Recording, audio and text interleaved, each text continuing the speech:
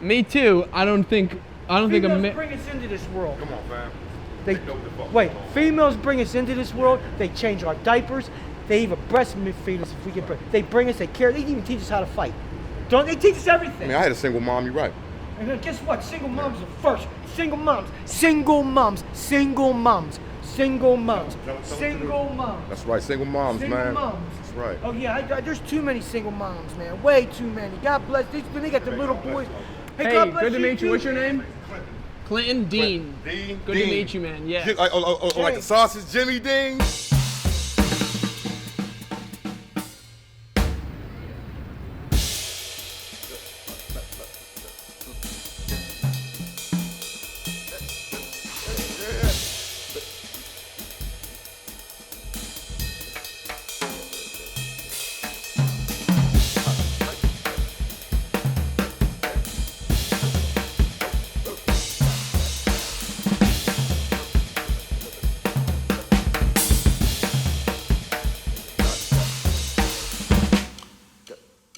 My name is Dean Bogg, and this is episode 6 of Neighborhoods.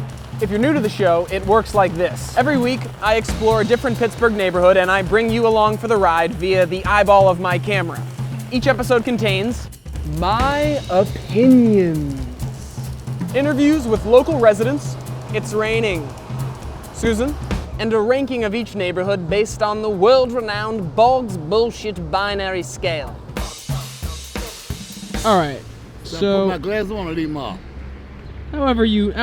I really have them on. All right, put them on. The reason why I like to put them on, look how they look. Aha. They hearts. I like those. If someone's visiting downtown, what should they see? You mentioned the Point. We're at Market Square now. They should sit sometime and observe, without speaking or nothing. Just sit and observe. You look and see. You see friendly people. You see people minding their business.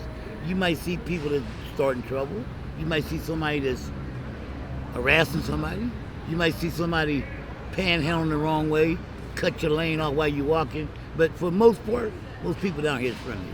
I taught myself how to draw with God's guidance. Nice. I used to love birds when I was young. Crawl in the grass and try to catch a bird. A bird ain't gonna let you catch him. So my way to catch them is draw them. That's my number 2 silver, the hummingbird. It's lovely. This I didn't draw. They call me the Black Hawk Hoogie. John, thank you so much. The secret of happiness is given without expecting something in return, because it's going to be returned from them. I love downtown because it gives me my dose of big city living. I could sit here in Market Square and just people watch all day. When I have a longing to live in a bigger city like New York or Chicago, downtown is the antidote.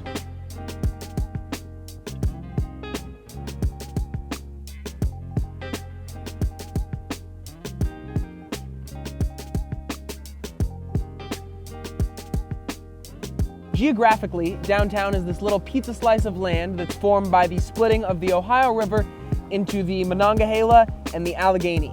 That's it. That's the whole thing. 1 mile by half a mile. It's a pretty tiny downtown. But when you're down here, it feels expansive. I'm not sure that I trust downtown. It's kind of a crapshoot here. So I'm leaving my bike in a bike rack. This is not against the rules. The stolen bike test. One must leave their bike unlocked and unattended in an area with relatively high visibility for a minimum of 2 hours. Not against the rules.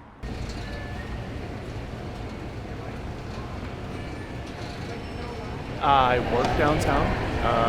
Every day? Every day. Where do you commute from? From the North Hills. I think one of the pluses with downtown as opposed to other neighborhoods. Oh. The expectation is that you're almost not living downtown, right? Like I think it's very few people that do, and maybe if they do, God bless them. That's awesome. So what is that? What do you mean? Like, so what? So it's like what do you mean, generally the accepted. expectation? Like it's already it's accepted that you don't live down here. You know what I mean? So what does that mean? It's okay to be late, or like it's okay to? No. I'm always on time, of course. I still don't see your point. Next question. You almost get put into a mode whenever you come downtown, weirdly enough, which sounds so cliche. What is the mode? I'm just like ready to go. You know, it's I'm gonna move the umbrella up a little bit. Just like ready to go. You know, I'm gonna get the day started. This is moving forward, moving ahead. You know, it's not like, okay. What causes that? Maybe I'm biased with it being my place of work, but it's the buzz that is always around here, right? The buses that are constantly streaming by, the people that are flowing off those buses, the people who are running into the work in the morning, the constant noise is always something you're hearing, right? It's kind of Pittsburgh's benchmark for where we move forward to and where we've been. We are following breaking news. A Port Authority bus is stuck in a hole that suddenly opened up beneath it in downtown Pittsburgh. Lindsay Ward is live on the scene with the very latest. Lindsay? This really is an unbelievable scene here downtown on 10th and Penn Avenue. We're right in front of the David L. Lawrence Convention Center. I want to give you a look at this Port Authority bus. This happened just before 8 this morning, where you can see the back end is literally inside a sinkhole. There was water gushing in that hole when I was taking a look and walking around. It looks just like a Disney World ride or a movie set. It's kind of surreal, and it's hard to believe that this is actually sitting in the middle of downtown. I'm gonna go get a neon vest and a helmet and see if I can push my luck a little bit.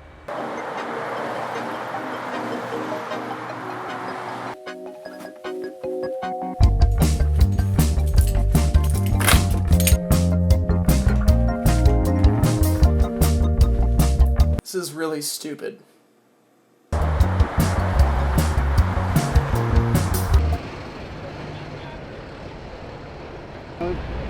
So what's the plan exactly?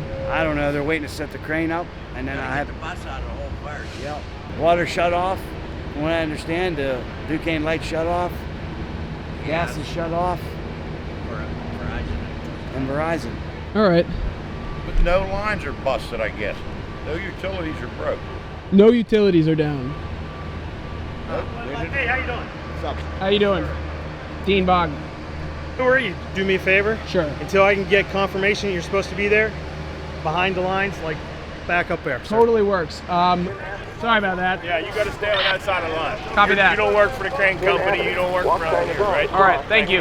My cover as a crane consultant that was hired to document the event was blown almost immediately. I was asked by the cops very politely not to cross the line. So the plan is to use 2 cranes, I believe one on either side. They will hook the bottom of the bus and lift it up. I'm excited.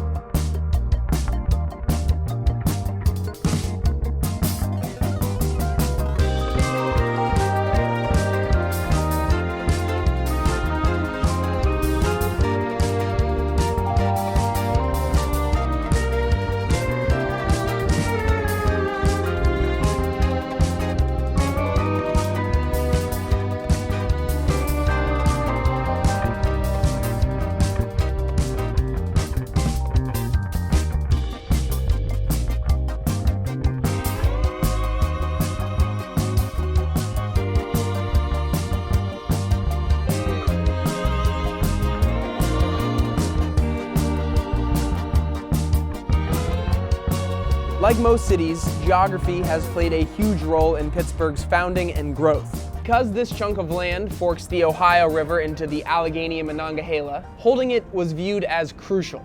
A massive fort, Fort Pitt, was built by British and colonial American soldiers from 1759 to 1761.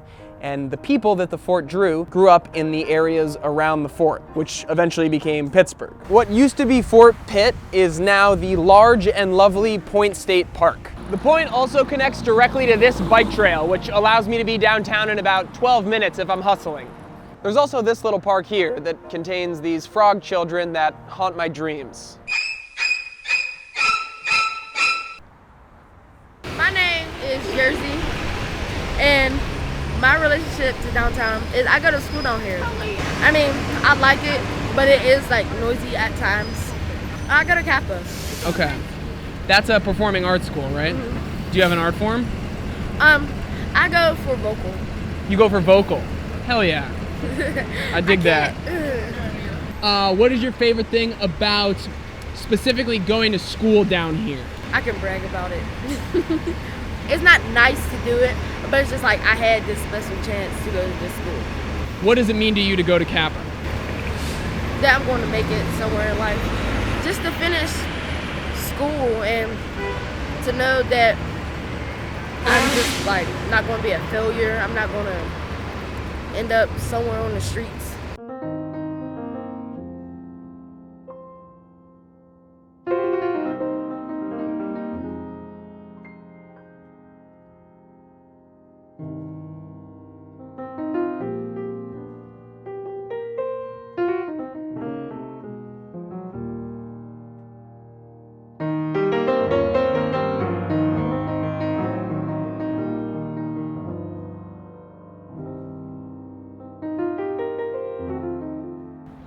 I think that downtown is small but mighty, just like Pittsburgh. It's been through a hell of a lot and it's still standing proud. In a city comprised of neighborhoods, downtown is our little slice of big city living.